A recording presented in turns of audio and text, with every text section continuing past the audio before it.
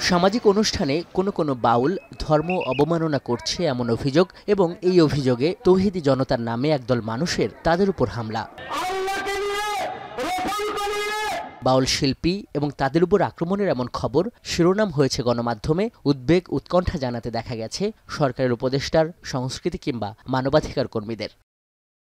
এই যখন পরিস্থিতি, তখন প্রধান উপদেষ্টার সভাপতিত্বে উপদেষ্টা পরিষদের এই বৈঠক। বাউলদের উপর আক্রমণের বিষয়টি উপদেষ্টা পরিষদের বৃহস্পতিবারের সভায় ছিল কিনা জানতে চাইলে প্রেস সচিব জানান, বাউলদের উপর হামলাকারীদের ধরতে সরকারের পক্ষ থেকে আগে থেকেই নির্দেশ দেয়া আছে। বাউল নিয়ে কোনো আলাপ হয়নি, তবে আমি যেটা জানি সেটা হচ্ছে যে যারা বাউলদেরকে অ্যাটাক করেছেন তাদেরকে খুব দ্রুত অ্যারেস্ট করার নির্দেশ দেওয়া হয়েছে।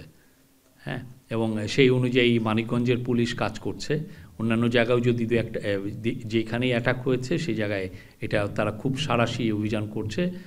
খুব দ্রুত আপনারা ফলাফল জানতে পারবেন। প্রশ্ন করা হয়, উপদেষ্টা পরিষদে পাশ হওয়া দুদক, রাজুক, মানব পাচার ও মানবাধিকার কমিশন নিয়ে করা অধ্যাদেশের নতুন দিকগুলো নিয়ে। প্রেস সেক্রেটারি জানান, নতুন আইনে দুদক কর্মকর্তাদের নিয়মিত সম্পদের হিসাব উপস্থাপন করতে হবে। এছাড়া সারা দেশে ভবন নির্মাণে শৃঙ্খলা আনতে রাজুকের মতো সংস্থা করা যায় কিনা এ নিয়ে অনুশাসন দিয়েছেন প্রধান উপদেষ্টা।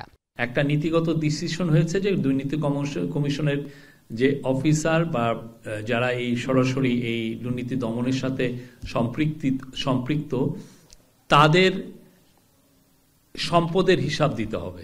নির্বাচনে অংশ নিতে চাওয়া উপদেষ্টাদের পদত্যাগ নিয়ে কোনো আলাপ হয়েছে কিনা প্রশ্ন করা হয় প্রেস সেক্রেটারিকে।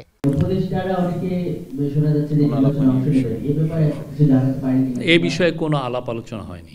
সংবাদ সম্মেলনে এই কর্মকর্তা দাবি করেন, 2017 সাল থেকে তৎকালীন সরকার যথাযথ পদক্ষেপ নিলে রোহিঙ্গা সংকটের দিকে আন্তর্জাতিক সম্প্রদায়ের মনোযোগ ধরে রাখা সম্ভব হতো। অন্তর্বর্তী সরকার এই সংকট সমাধানে যেসব পদক্ষেপ নিয়েছে তার সুফল পরের সরকারগুলো পাবেন দাবি করেন সরকারের এই শীর্ষ কর্মকর্তা। Thank you very much. Azhar Limon, এখন, ঢাকা। কালার এক্সপার্ট, জর্জ স্যাপ এবং মাইল্ড অন হ্যান্ডস টেকনোলজি সমৃদ্ধ অরিক্স ক্রিস্টাল ওয়াশ আপনার লন্ড্রি এক্সপার্ট।